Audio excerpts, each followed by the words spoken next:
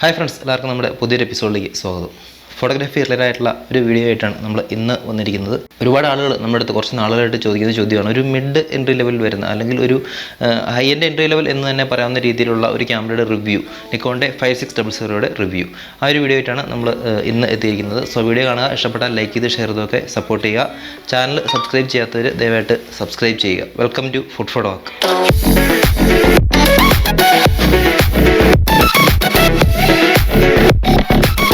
ക്യാമറയുടെ ഒരു റിവ്യൂയിലേക്ക് പോകുന്നതിന് മുമ്പായിട്ട് നിങ്ങളോട് കുറച്ച് കാര്യങ്ങൾ, അല്ലെങ്കിൽ നമ്മുടെ സബ്സ്ക്രൈബേഴ്സിനോട് കുറച്ച് കാര്യങ്ങൾ ഒന്ന് പറയാമെന്ന് വിചാരിച്ചിരിക്കുകയാണ്.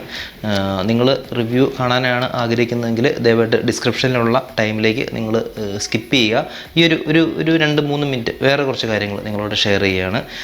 റിവ്യൂ കാണേണ്ടവർ ദയവായിട്ട് സ്കിപ്പ് ചെയ്ത് പോകുന്നതിൽ കുഴപ്പമില്ല. എനിവേ, നമ്മുടെ ചാനലിൽ വ്യൂസ് ഭയങ്കര കുറവാണ്, അല്ലെങ്കിൽ എന്തുകൊണ്ടാണ് നിങ്ങളുടെ ചാനലിൽ വ്യൂ കുറവ് എന്ന് ഒരുപാട് പേര് നമ്മുടെ അടുത്ത് ചോദിക്കുന്നുണ്ട്. ആക്ച്വലി നമ്മുടെ അനലറ്റിക്സ് ഒക്കെ, യൂട്യൂബിലെ അനലറ്റിക്സ് ഒക്കെ ചെക്ക് ചെയ്യുമ്പോൾ മനസ്സിലാവുന്ന ഒരു കാര്യം, നമ്മുടെ സബ്സ്ക്രൈബർ കൗണ്ട് കൂടുതലുണ്ടെങ്കിലും നമ്മുടെ സബ്സ്ക്രൈബർ കൗണ്ടിൻ്റെ അത്രയും വ്യൂസ് നമുക്ക് വീഡിയോസിനൊന്നും കിട്ടുന്നില്ല എന്നുള്ളതാണ്. അതിൽ നിന്നും മനസ്സിലാക്കാവുന്ന ഒരു കാര്യം, നമ്മുടെ സബ്സ്ക്രൈബേഴ്സ് എല്ലാം നമ്മുടെ വീഡിയോസ് കാണുന്നില്ല എന്നുള്ളതാണ്. അപ്പോൾ അതെന്തുകൊണ്ടാണ് സംഭവിക്കുന്നത് എന്ന് വെച്ചിട്ടുണ്ടെങ്കിൽ, നമ്മുടെ ചാനൽ ഇപ്പോൾ ഒരു മൊത്തത്തിലെല്ലാം കൂടിക്കുഴഞ്ഞ അവസ്ഥയിലാണ് കിടക്കുന്നത്, അല്ലെങ്കിൽ ഒരു അവിയൽ പരുവത്തിലാണ് കിടക്കുന്നത് എന്ന് വേണമെങ്കിൽ പറയാം. അതിനകത്ത് ഫോട്ടോഗ്രാഫി റിലേറ്റഡ് ആയിട്ടുള്ള കണ്ടൻറ് ഉണ്ട്, ഫിലിം മേക്കിംഗ് റിലേറ്റഡ് ആയിട്ടുള്ള കണ്ടൻറ് ഉണ്ട്, അല്ലെങ്കിൽ ട്രാവൽ വീഡിയോസ് ഉണ്ട്, അതുപോലെ തന്നെ ട്രെൻഡിങ് ആയിട്ടുള്ള പല കാര്യങ്ങളും നമ്മൾ നേരത്തെ വീഡിയോ ചെയ്തിട്ടുണ്ട്. അപ്പോൾ ഇങ്ങനെയുള്ള പല കണ്ടൻറ്റുകളും കണ്ട് സബ്സ്ക്രൈബ് ചെയ്തിരിക്കുന്ന ആളുകൾ പിന്നീട് ഇപ്പം ഫിലിം മേക്കിംഗ് റിലേറ്റഡ് ആയിട്ടുള്ള വീഡിയോസ് കണ്ട് സബ്സ്ക്രൈബ് ചെയ്തിരിക്കുന്നവർ ഫോട്ടോഗ്രാഫി റിലേറ്റഡോ അല്ലെങ്കിൽ ട്രാവൽ റിലേറ്റഡ് ആയിട്ടുള്ള ഒരു കണ്ടൻറ്റ് നമ്മുടെ ചാനലിൽ ഇടുമ്പോൾ അവരത് കാണുന്നില്ല, അല്ലെങ്കിൽ അവരത് വീഡിയോ സ്കിപ്പ് ചെയ്ത് പോവുകയാണ് പതിവ്. അതുകൊണ്ട് തന്നെ നമുക്ക് പരമാവധി ആളുകളിലേക്ക് നോട്ടിഫിക്കേഷൻ, ചിലപ്പോൾ നമ്മുടെ ഒരു വീഡിയോ വരുമ്പോൾ നോട്ടിഫിക്കേഷൻ എത്താൻ സാധ്യത കുറവാണ്, അല്ലെങ്കിൽ അവരത് എത്തിയാലും അവരത് കാണുന്നില്ല എന്നുള്ളത് കൊണ്ടൊക്കെ ഇങ്ങനെയുള്ള വ്യൂസ് കുറയാനുള്ള ഒരു കാരണമാകും. സോ ഒരു പുതിയ അപ്ഡേറ്റ്, അല്ലെങ്കിൽ പുതിയ ഒരു കാര്യം നിങ്ങളോട് അറിയിക്കുകയാണ്. ഇനി മുതൽ നമ്മുടെ ഈ ഫുഡ് ഫോർ ടോക്ക് എന്നുള്ള channel exclusively for photography content എന്ന് പറഞ്ഞാൽ ഫോട്ടോഗ്രാഫി ട്യൂട്ടോറിയൽ, എഡിറ്റിംഗ് ട്യൂട്ടോറിയൽ, അതുപോലെ തന്നെ എന്താ പറയുക, ക്യാമറയുടെ റിവ്യൂ, ലെൻസിൻ്റെ റിവ്യൂ, ഫോട്ടോഗ്രാഫി റിലേറ്റഡ് ആയിട്ടുള്ള കണ്ടൻറ്റുകളായിരിക്കും എക്സ്ക്ലൂസീവ്ലി നമ്മുടെ ഈ ചാനലിൽ ഉണ്ടാകുക. That means food for talk ഇനി മുതൽ എക്സ്ക്ലൂസീവ്ലി ഫോർ ഫോട്ടോഗ്രാഫി മാത്രം ആവുകയാണ്. പിന്നെ ഈ പേര് മാറ്റുക എന്നുള്ളത് കുറച്ചൊരു ബുദ്ധിമുട്ടുള്ള കാര്യമാണ്. കാരണം ഒരുപാട് പേരുടെ മനസ്സിൽ ഈ ഫുഡ് ഫോർ ടോക്ക് എന്നുള്ള പേര് ഉള്ളതുകൊണ്ട് പേര് മാറ്റിക്കഴിഞ്ഞാൽ ചിലപ്പോൾ അത്രയൊരു റീച്ച് നമുക്ക് ആളുകളുടെ ഇടയിൽ ഉണ്ടാവില്ല. പേര് മാറ്റില്ല എന്ന് പറയുമ്പോൾ അതിൻ്റെ കസ്റ്റം URL ചേഞ്ച് ചെയ്യേണ്ടി വരും. ചാനലിൻ്റെ പേര് ചേഞ്ച് ചെയ്യാൻ ബുദ്ധിമുട്ടൊന്നുമില്ല, എന്നാലും ആ പേര് മാറ്റാനായിട്ടൊരു എന്താ പറയുക, ഒരു ബുദ്ധിമുട്ടുണ്ട്, നമുക്ക് ഒരു ബുദ്ധിമുട്ടുണ്ട് എന്നുള്ളതുകൊണ്ട് പേര് മാറ്റുന്നില്ല. എന്നാലും ഫുഡ് ഫോർ ടോക്ക് ഇനി മുതൽ എക്സ്ക്ലൂസീവ്ലി ഫോർ ഫോട്ടോഗ്രാഫി ആയിരിക്കും. അപ്പോൾ അതിനോടൊപ്പം തന്നെ ഈ ഫിലിം മേക്കിംഗ് വീഡിയോസ്, അല്ലെങ്കിൽ എന്താ പറയുക, film reviews, short film making, അങ്ങനത്തെ സംഭവങ്ങൾക്കൊക്കെ ചെയ്യാൻ വേണ്ടിയിട്ട് നമ്മൾ വേറൊരു ചാനൽ സ്റ്റാർട്ട് ചെയ്യുകയാണ്. അപ്പോൾ ചാനലിൻ്റെ ലിങ്ക് നമ്മുടെ ഡിസ്ക്രിപ്ഷനിലുണ്ടാകും. നമ്മുടെ ഈ ഫ്രൈഡേ സ്റ്റോറീസ് എന്ന് പറയുന്ന നമ്മുടെ സെഗ്മെൻറ്റിൽ നമ്മൾ ഫിലിം മേക്കിങ്ങുമായിട്ട് ബന്ധപ്പെട്ടുള്ള ഒരുപാട് വീഡിയോസ് ചെയ്തിട്ടുണ്ടായിരുന്നു. അപ്പോൾ അങ്ങനെ അത് കണ്ട് ഇഷ്ടപ്പെട്ട് വന്നവർ ദയവായിട്ട് നമ്മുടെ ഫ്രൈഡേ സ്റ്റോറി എന്നുള്ള ചാനൽ ദയവായിട്ട് കാണുക, സബ്സ്ക്രൈബ് ചെയ്യുക. ഫിലിം മേക്കിങ്ങുമായിട്ട് ബന്ധപ്പെട്ടുള്ള ബാക്കിയുള്ള വീഡിയോസ് നമ്മുടെ ഫ്രൈഡേ സ്റ്റോറി എന്നുള്ള ചാനലിൽ ഉടൻ തന്നെ അപ്ലോഡ് ചെയ്യുന്നതാണ്. നിങ്ങൾ സിനിമയെ സ്നേഹിക്കുന്നവർ, അല്ലെങ്കിൽ ഫിലിം റിവ്യൂ, ഫിലിം മേക്കിങ്ങിൻ്റെ ടിപ്സ്, ട്രിക്സ്, അങ്ങനെ കാര്യങ്ങളൊക്കെ നമ്മൾ അതിനകത്ത് ഇടുന്നുണ്ട്. അതിനകത്ത് നമ്മുടെ ഫിലിം സജഷൻസ് ഉണ്ടാവും. നമ്മൾ കണ്ട് ഇഷ്ടപ്പെട്ട സിനിമകളുടെ ചില സജഷൻസ് ഉണ്ടാവും. നിങ്ങൾ മസ്റ്റായിട്ട് കാണേണ്ട ചില സിനിമകളുടെ റെക്കമെൻഡേഷൻസ്, അങ്ങനെയുള്ള കാര്യങ്ങളൊക്കെ അതിനകത്ത് ഉൾപ്പെടുത്താനായിട്ട് ശ്രമിക്കുന്നുണ്ട്. സോ ഫ്രൈഡേ സ്റ്റോറി എന്നുള്ള ചാനൽ ദയവായിട്ട് സബ്സ്ക്രൈബ് ചെയ്യുക. നിങ്ങളുടെ സിനിമ ഇഷ്ടപ്പെടുന്ന സുഹൃത്തുക്കളിലേക്ക് ദയവായിട്ട് ചാനൽ ഷെയർ ചെയ്യുക. അവരെ കൊണ്ട് ദയവായിട്ട് സബ്സ്ക്രൈബ് ചെയ്യാൻ പറയുക, നമ്മളെ സപ്പോർട്ട് ചെയ്യുക. ഇനി നമ്മുടെ ക്യാമറ റിവ്യൂയിലേക്ക് കിടക്കുക. നിക്കോണിൻ്റെ D5600. ഒരുപാട് പേര് ചോദിച്ചിട്ടുള്ള ഒരു കാര്യമാണ് നിക്കോണിൻ്റെ ഈ ഒരു ക്യാമറ, ഈ ഒരു സ്പെസിഫിക് ക്യാമറയുടെ റിവ്യൂ. കാരണം ഒരു നിക്കോണിൻ്റെ ഈ D5000 സീരീസിൽ വരുന്ന, അല്ലെങ്കിൽ നിക്കോണിൻ്റെ 5100, 5200 അങ്ങനെയുള്ള ഈ സെഗ്മെൻറ്റിൽ വരുന്ന ക്യാമറയിൽ ഓൾമോസ്റ്റ് ഏറ്റവും അഡ്വാൻസ് ആയിട്ടുള്ള, ഏറ്റവും പുതിയൊരു ക്യാമറ എന്ന് തന്നെ പറയാവുന്ന ക്യാമറയാണ് നിക്കോണിൻ്റെ D5600 എന്ന് പറയുന്ന ക്യാമറ. വളരെ അഡ്വാൻസ് ആയിട്ടുള്ള സ്പെസിഫിക്കേഷൻസ് അതിനകത്ത് കൊണ്ടുവന്നിട്ടുണ്ട്. വളരെ മികച്ച രീതിയിൽ ഒരു പെർഫോമൻസ് ഉണ്ട്. വളരെ നല്ല രീതിയിൽ ഒരു പ്രോസസ്സിങ് സോഫ്റ്റ്വെയർ അതിനകത്ത് കൊടുത്തിട്ടുണ്ട് എന്നുള്ളതൊക്കെ ഇതിൻ്റെ ഒരു ഗുണമേന്മയാണ്. ഓവറോൾ ഒരു സ്പെസിഫിക്കേഷൻസിലേക്ക് നമ്മൾ പോവുകയാണെങ്കിൽ 24 മെഗാപിക്സലിൻ്റെയാണ് ക്യാമറ.